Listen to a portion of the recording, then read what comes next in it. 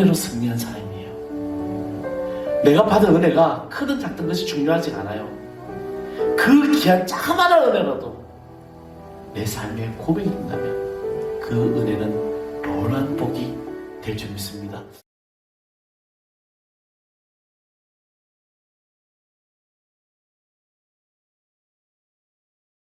예수 그리스도를 통하여 생명 안에 왕노를 하리로다. 그런즉 한 번대로 많은 사람이 정죄에 이른 것 같이 한 의로운 힘으로 말미암아 많은 사람이 순종하는 자가 생명에 이르느니라.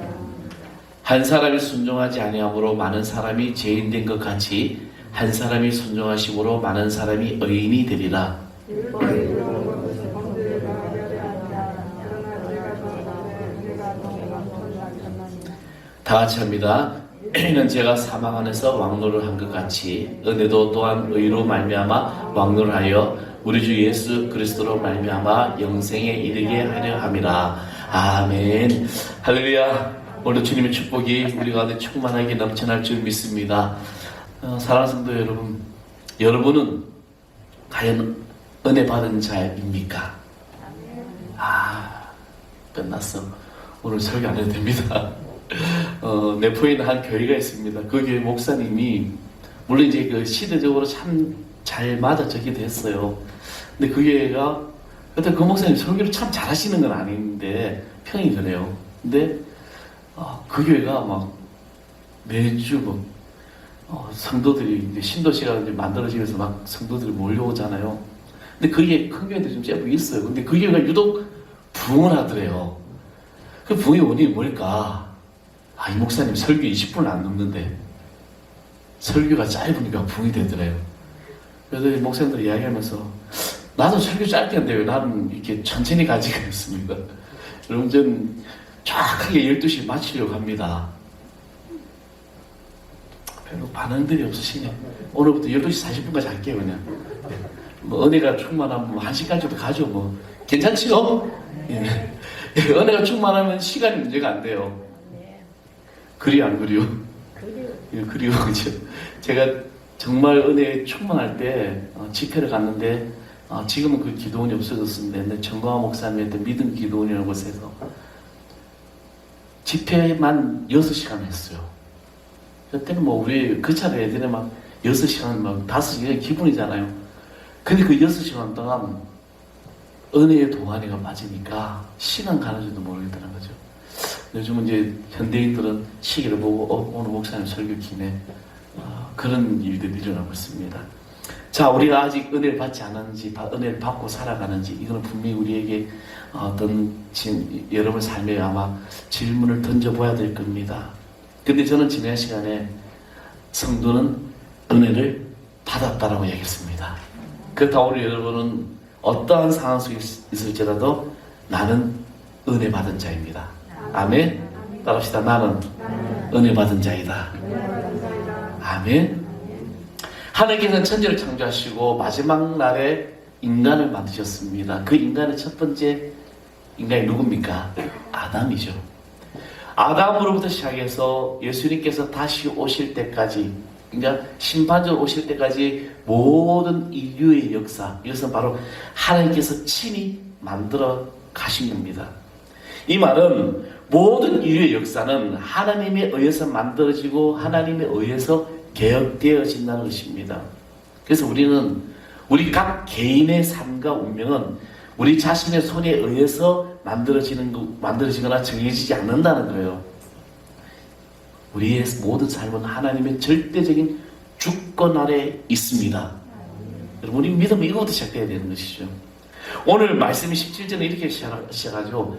한 사람이 범죄함으로 말미암아 사망이 그 한 사람 통하여 왕노릇하였다라고 말씀하고 있습니다.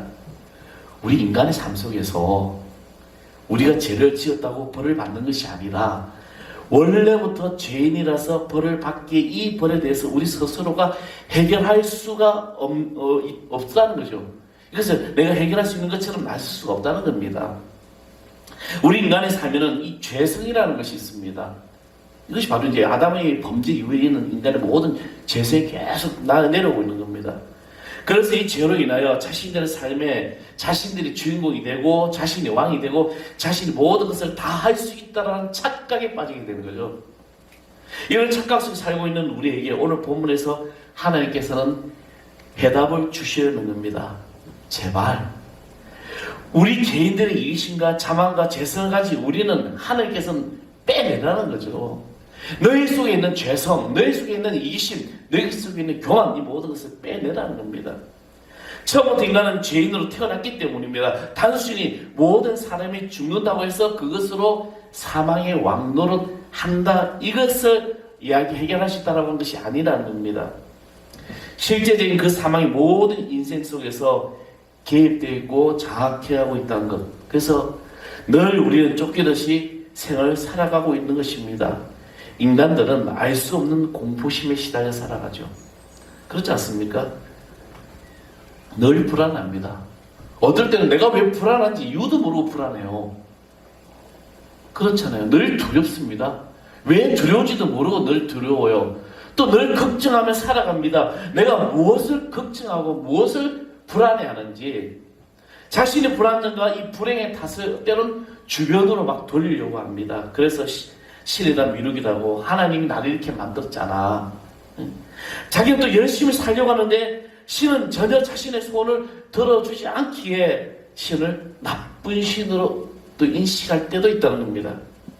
사람이 무엇을 기대한다는 것은 항상 신을 미워할 마음이 준비되어 있고 그것이 내 뒤따라 다니고 있는 거예요. 그래서 내가 생각했던 잘 되면은 나 하나님이 나를 도와주셨고 했는데 어떤 고난이 오고 환난이 오면 시험이 오면은 하나님 왜 나를 미워하십니까? 라고 그렇게 상대적으로 가게 되는 겁니다. 그래서 자꾸만 우리가 이 방식을 강구하기 위해서 큰 힘을 전가하기 위해서 우리가 늘 애쓰는데, 때론 교회 와서 기도하면서 은혜를 달라는 것은 어떻게 보면 사실은 힘을 달라고 기도하는 것 있을 수도 있다는 겁니다. 그러나 그런 것이 은혜가 아니라는 거죠. 이 재성으로 태어난 우리가 또한 한 사람의 순종, 17절에 은혜와 의의 선물로 넘치게 받는 자들, 한 분 오직 예수 그리스도를 통하여 우리가 생명 안에서 왕노릇할 수 있다는 겁니다. 다시 말하면 예수님 앞에 나온 모든 삶, 나의 죄를 고백하고 내 모든 삶을 내려놓고 주님의 앞에 다 내어놓을 때 우리는 십자가의 은혜로 의의 선물을 넘치도록 받게 된다는 것입니다. 저는 오늘 여기 모인 사랑하는 성도 여러분, 여러분이 이런 넘치는 은혜의 역사가 있기를 간절히 축원하겠습니다. 이것은 값없이 주신 하나님 아버지의 사랑인 것입니다. 이 은혜가 바로 승리의 삶을 살아가게 되는 겁니다. 누가복음 15장에 보면은 우리가 잘 아는 탕자의 비유가 나옵니다. 저는 이 탕자의 비유를 가끔 이렇게 생각할 때 탕자가 집으로 돌아올 때 그 심정이 어떠했는지를 때론 생각해 봅니다. 돌아온 동기에 대해서 성경에 자세히 나타나 있지는 않지만 좀 더 냉정하게 비판해 보면 그렇게 좋은 동기가 아니라는 거죠. 왜 탕자가 다시 돌아왔을까? 그가 고백을 하죠. 내 아버지의 집에는 먹을 것이 많다라고 생각하며 돌아오게 됩니다. 이 말은 뭐죠? 지금 이 탕자가 처해진 상황이 뭐냐면 먹을 것이 없어서 돼지 쥐염을 먹고 그곳에서 정말 힘들게 그는 살아가고 있다는 것을 내포하고 있는 것입니다. 어지간히 답답하고 배도 고프고, 그래서 이 동기를 가만히 보게 되면은 그렇게 시원치 않아요. 한편으로 보면 이것은 대단한 중요한 의미가 있다는 겁니다. 만약 여러분이 탕자와 같은 처지라면 어떻게 하겠습니까? 돌아올 수 있을까요? 없을까요? 체면도 형편도 말이 안 되는데 어디 가서 죽어버려야지. 여러분, 탕자가 왜 지금 이런 삶을 살고 있죠? 탕자는 아무리 생각해도 만회할 수 있는 어떤 일을 한 적이 없어요. 왜? 아버지가 살아계심에도 불구하고 아버지에게 재산을 달라고 해가지고 그 재산을 가지고 저 나라에서 다 써버린 거예요. 말하자면 완전히 거지가 되어버린 겁니다. 이것을 가지고 다 탕진했는데 이것은 흔한 이야기가 아닙니다. 여러분, 유산이라는 것은 부모가 돌아가셨을 때 보통 이게 상속이 되잖아요. 근데 살아있는데 그 재산을 달라는 것은 내 마음대로 살겠다는 겁니다. 이제 타치하지 말라는 거죠. 지금 과거에 고대 건농지방에서 이런 일이 있을 수 없는 일이었는데 지금 오늘 이 시대는 있잖아요. 뭐 부모가 살아야 되는데 돈을 달라, 내살 달라, 아니면 안 주면 부모님 살해까지 하는 이런 일들이 지금 이 땅에 일어나고 있는 겁니다. 그런데 이 아들이 다 그 당연히 흔한 이야기가 아닌데 어떻게 보면 과거를 돌이켜 보면은 후회스럽고 또 한마디로 말해서 미련한 인생을 살았습니다. 그것도 해서 쉽게 목숨을 또 끊을 수 있는 상황은 아니에요. 그래서 배가 고픈 처지에 이렇게 초라한 모습으로 집으로 돌아오게 됩니다. 그리고 들어서면서 자기는 아들의 하나가 될 수가 없고 품꾼 모습이죠. 종으로 써달라고 받아달라고 말을 꺼내게 됩니다. 근데 여러분 솔직히 품꾼이라는 거는 쉽지도 않아요. 이 아들이 어떤 아들입니까? 가진 돈을 가지고 흥청망청 그냥 뭐 술 먹고 그렇게 놀던 아들. 어디 요즘 말로 하면 알바를 해보기로 했어요. 그죠? 요즘 알바 중에 물론 모든 일이 힘들지만 이 택배 알바가 그렇게 힘들다고 합니다. 그 물류센터에 그 하루 일하고 나면 3일 동안 알아 누워야 될 정도로 힘들다고 말하죠. 지게도 지어본 놈이 진다고. 이 아들은 지게도 지어본 적이 없습니다. 허리가 아프고 당장 병이 날 것입니다. 일해본 사람은 일을 해본 사람이 일을 하게 되는 거죠. 저는 옛날에 어르신들이 쌀가마를 치료해줄 때 우리가 군대 있을 때 후원하는 어떤 고아원이 있었어요. 근데 그분 그러면 늘 쌀을 지금에야 20kg 뭐 40kg 옛날에 80kg짜리가 있었어요. 뭐 그때는 저도 80kg 짊어졌죠. 근데 어느 날 우리가 쌀을 후원해주러 가기 전에 그 쌀을 받으러 가는데 할아버지예요. 체구도 작아요. 근데 이 쌀 80kg를 그때 들고 가시는 거죠. 요령도 있고 이런 이삿짐 하는 분들 다 요령이 있습니다. 이 무거운 피아노 두 사람에서 올라오는 거잖아요. 그만큼 요령이 있는 거죠. 이 당자는 그런 요령은 없습니다. 아무 쓸데가 없어요. 말로는 내가 품꾼의 하나를 써달라고 했지만 풍류를 즐기고 술을 마시는 일에 필요할지 모르지만 일꾼으로서는 필요가 없는 사람이었습니다. 그러나 당자는 한 가닥의 희망을 걸고 오게 되죠. 품꾼이라도 좋으니 아버지 집으로 갈 곳이 있다는 겁니다.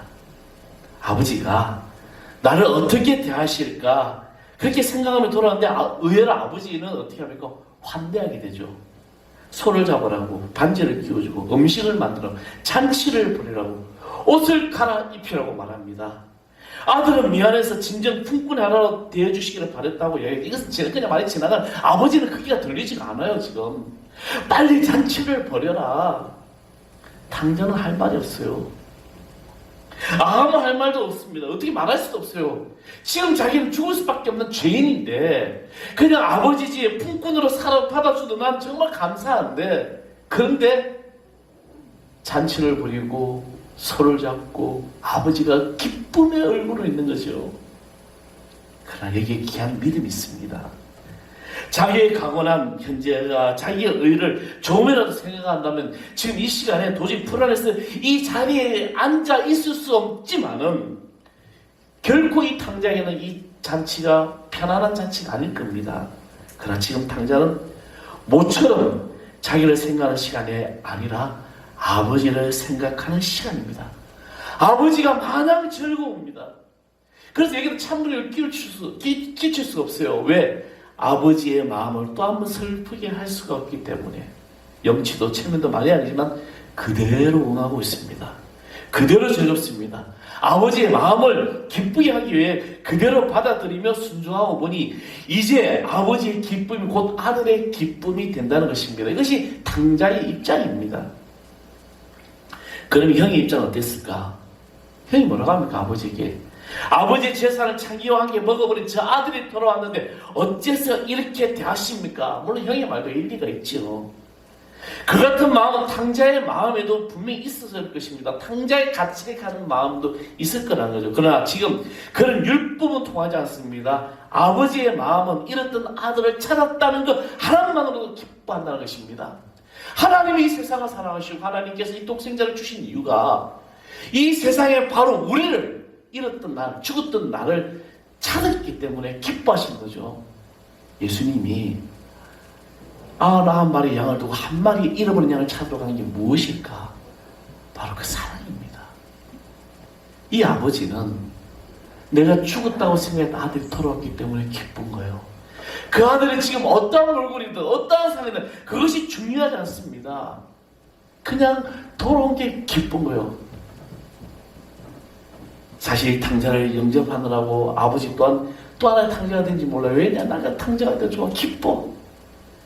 그것은 그런 것을 신경 쓸 때가 아닙니다. 마냥 기쁘게만 아버지, 그를 기쁘게 하라는 아들만이 있을 뿐입니다. 바로 이것이 은혜의 승리라는 거죠. 여기에 무슨 비판이 필요합니까? 여기에 무슨 말을 할 수 있을까요? 무슨 논리가 필요해요? 아무런 비판의 논리도 필요 없다는 겁니다. 오늘을 살아가는 우리 현대인들은 너무나도 많이 따지는 것을 좋아합니다. 과거에는 어떻고 미래는 어떠냐고 거기다 내 책임까지 생각하자니 은혜가 없는 거죠. 저도 참 따지기 좋아했던 사람입니다. 논리적으로 따졌죠. 다 소용없는 거예요. 여러분, 분쟁이라는 거는 이제 계시로 강의하면서 했는데, 이제 두 번째 말이 이제 붉은 말이 이게 분쟁을 나타내는데, 분쟁이 뭐냐면 내 생각이 다르기 때문에 분쟁이 일어나는 겁니다. 내 생각이 다르다 우리는 따지고 들고 비판하게 됩니다. 과거는 어떻고 미래는 어떻고 이거 중요한 것이 아니죠. 십자가 옆에서 회개하는 강도는 이렇게 말했습니다. 우리는 이와 같이 죽는 것이 마땅하다. 남을 죽였으니 내가 죽임을 당하는 것은 마땅한 형벌이다라며 가책을 합니다. 그런데 예수님께서 그 회개하는 강도에게 뭐라고 얘기합니까? 내가 오늘 나와 함께 낙원에 있으리라. 그렇죠? 이때 아무 강조한 말이 없습니다. 그냥 말을 한마디 한다면 아마 이렇게 말할 수 있을 거예요. 예수님 말씀은 고맙지만 저는 보통 죄인이 아닙니다. 제가 어떻게 감히 낙원에 갈 수 있겠습니까? 문이 열려도 들어갈 수 없는 죄인입니다. 자, 여러분, 이제는 말하는 것이 좋겠냐? 아닙니다. 이렇게 말하는 것이 아니라는 거죠. 주님, 주님께서 오늘 내가 낙원에 있어요. 이 말에 주님 너무 감사합니다.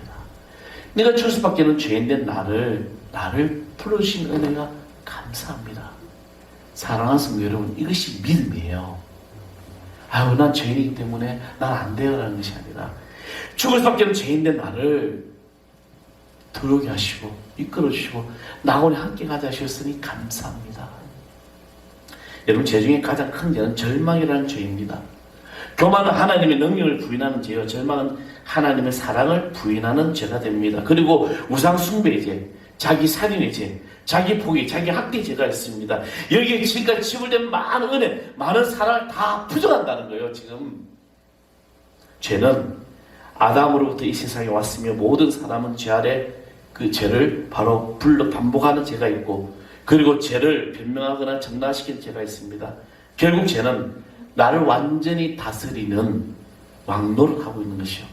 이제 꼼짝없이 우린 죄의 종이 되었습니다. 죄의 왕국, 즉 악이 지배하는 세상에서 종노를 하며 사는 불쌍한 인간들이었습니다. 여기는 자유가 없는 거예요. 여러분, 지금 우리가 자유롭게 살아가는 것 같은데 우리 죄성을 가지고 있기 때문에 우리 진정한 자유는 없습니다. 불가피하게 끌려가며 죄를 짓고 죄와 더불어 삽니다. 이것을 전적인 타락이라고 합니다. 의의는 없나니 하나도 없다. 우리가 어떤 의의를 이룬다고 하지만 다시 생각해 보십시오. 저 깊은 속에 또 죄가 있는 거죠. 무엇을 의라고 내놓아야 될까? 죄 아닌 것이 어디 있을까? 죄 아닌 생각이 어디 있을까? 머리에서 발끝까지 모든 행위나 모든 생각이 다 우리는 죄로 다 다스려져 있다는 것입니다. 의로움이 없어요. 그러면 여기서 끝난 것이냐? 아니죠. 이제 하나님의 의가 그리스도 안에서 계속되고 있다는 것입니다. 그리스도께서 십자가에 죽으심으로 그의 의로 나타내시고 그가 순종하고 의로심으로 이제 우리가 그의 의를 물려받게 되었습니다.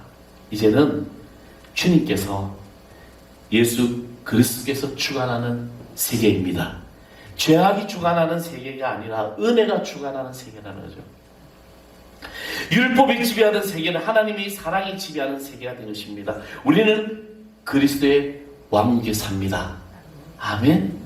여러분, 모든 이제 죄성이, 이 죄가 주홍같이 붉은 모든 죄가 예수 그리스도의 십자가의 은혜로 다 사하여졌음을 믿으시기 바랍니다. 그래서 그리스도의 나라에서 여러분 살아가고 있는 거죠. 우리는 잘 보이진 않지만 깊은 곳에 하나님의 의가 있고 그리스도의 사랑이 있고 축복과 은혜가 여러분의 모든 삶을 다스리고 있음을 기억하는 또 믿는 여러분에게 간절히 축원하겠습니다.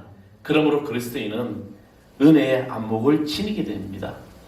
여러분 은혜의 안목, 은혜의 눈으로 바라보면은요 어떤 일이 나냐? 전에는 이것도 죄요, 저것도 죄요, 이것도 절망이고, 저것도 절망이고, 이것도 두려움이고, 이것도 걱정, 것이 염려였는데, 그리스도의 은혜를 알고 그 십자가의 은혜를 알고 난 나부터 어떤 일이 나냐면, 나도 은혜로운 나를 바라봐도 은혜로운 삶이 되는 것이고, 이웃을 보고 사회를 보도 형제를 보도 무엇을 보나 그 속에 은혜가 넘쳐난다는 것입니다. 아무리 큰 악이 있어도 은혜는 더 크다는 거죠. 율법이 없는 은혜는 없습니다. 다시 은혜는 율법이 또 없습니다. 만약에 은혜가 없는 율법을 말한다면 그것을 율법을 죽이는 것이요 절망케 하는 것이요 사단적인 것이면 악마적이라는 거죠.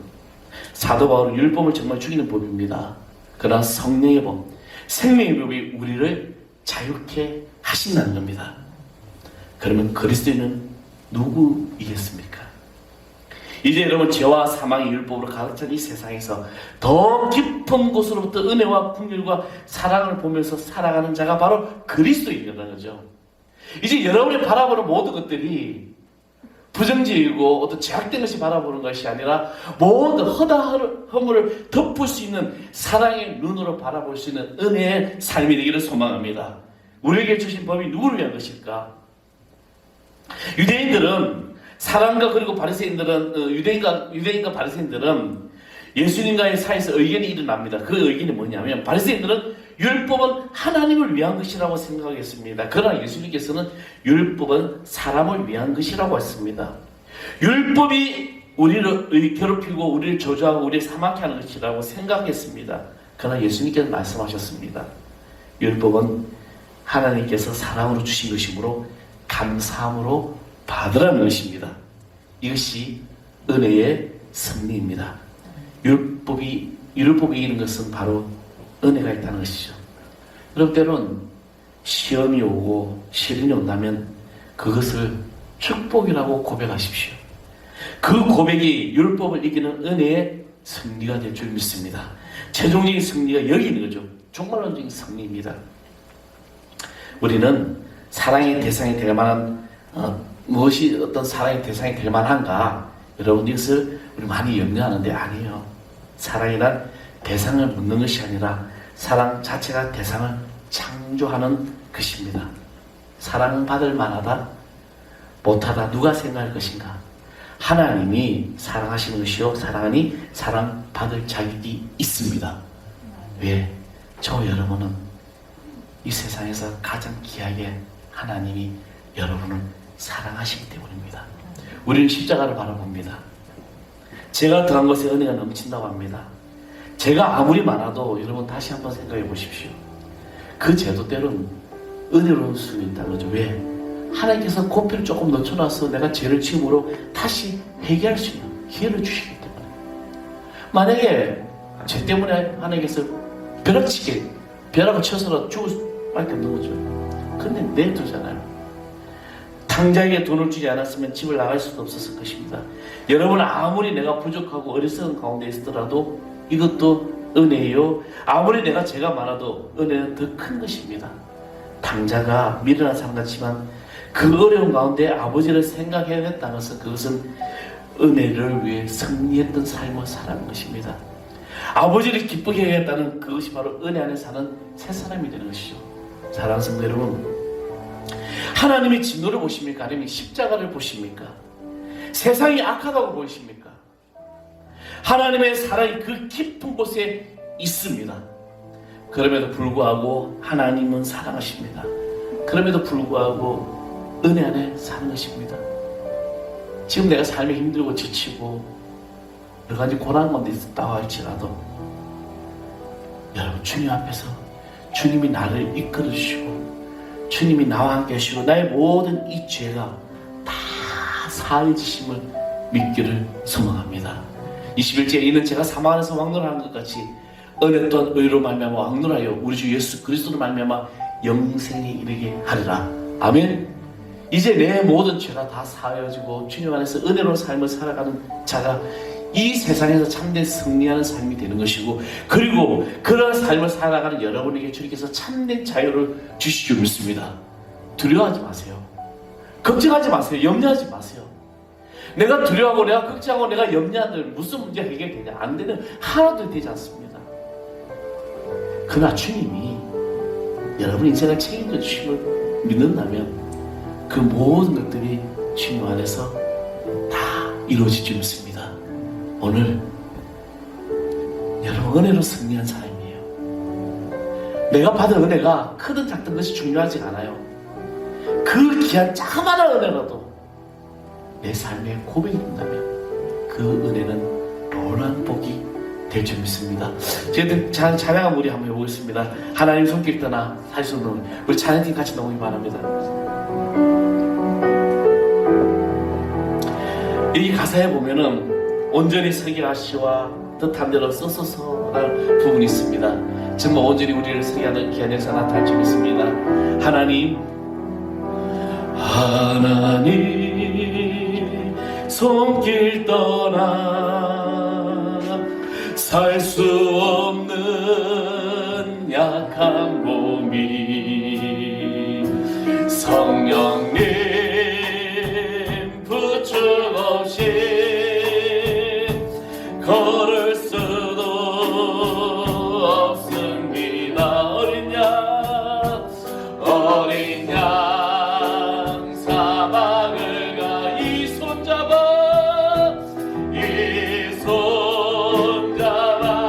주소서. 천만 번 저어도 다 못 살으리. 근데 십자가 부여안고 은혜로 떠난 가슴 밤새워 무릎 꿇고 일어날 줄 모르네. 괴롭고 무거운 금빛 밝혀 사랑하시 온몸을 긁어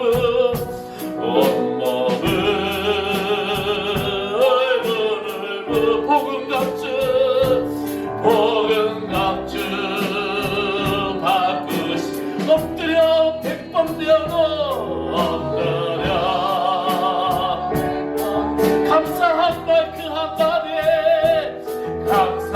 감사한 말 그 한마디에 아멘. 못나고 천한 번 살리어 하려고 많이도 지은 죄 지고 가신 주님을 그리워 불러봅니다. 빛이 되어 오소서. 아버지 하나님, 오늘 우리의 모든 삶을 인도하시는 은혜 감사드립니다. 우리 하나님의 손길 따라 살 수 없습니다. 성령님이 나를 부축하여 주시고 나를 끌어주시고 이제 은혜 안에서 나의 모든 죄가 다 사해주시고 믿고 믿음의 담대함 허락하여 주셔서 은혜로 승리하는 삶을 살아가신 우리 성도들 되게 하여 주시옵소서. 인출된 세상의 삶에서 나를 무너뜨리는 것들 주여 주 이름으로 너희 이기고 남는 하나님의 귀한 권속 되게 하여 주옵소서. 예수 그리스도 이름으로 간절히 기도합나이다. 아멘.